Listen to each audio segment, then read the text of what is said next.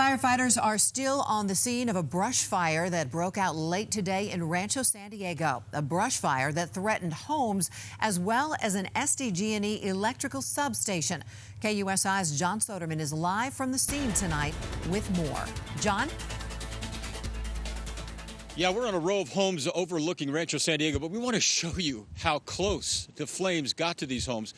Take a look. Here is some red rocks you see here. This is the remnants of the fire retardant dropped on the fire by CAL FIRE. But then look at this. Literally feet from those rocks is this person's house. I mean, we're talking feet. In fact, some of the fire retardant actually ended up in the person's house. Firefighters just cleaned it up.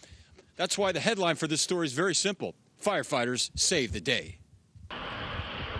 50-foot flames shoot up into the air from a brush fire that breaks out feet from Highway 94 in Rancho, San Diego. Minutes after the blaze breaks out, the fire takes on an uneasy sense of urgency. That's because it's marching straight toward an SDG&E electrical substation. It's time to call in the aerial assault as fixed-wing aircraft drop retardant and firefighting helicopters drop water on the fire in extremely dangerous flying conditions. But it's hard to not have complete respect and admiration for the pilots of the firefighting helicopters, because as they make their water drops close to that SDG&E substation, look at what they're having to deal with. Power lines they fly perilously close to.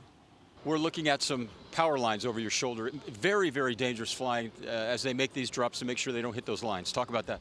I've seen some of them. They came in pretty low. They did a pretty good job. I'm glad they know what they're doing. Makes you realize how dangerous the flying is, right? Yeah, I really admire them. They are out here in the heat and fighting the fires and getting real low and making sure it's not spreading.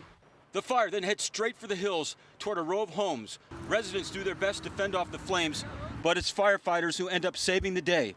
Flames get so close to homes, some residents see their homes painted by pink retardant drops. But better to have to clean up retardant than build a new house that's been burned down. Mr. Gorioka, the fire got so close to your home that retardant actually landed on your house. What do you want to say to the firefighters? I want to say thanks for what you did, putting your life at risk for our lives, for our safety. Doing what you do to protect others is beyond words. It's amazing what you do, and how they don't think twice about the risks that they put themselves into. Saving the house of someone they've never met. Exactly. That's exactly right. And as they walk off into the sunset, say hello to a hero.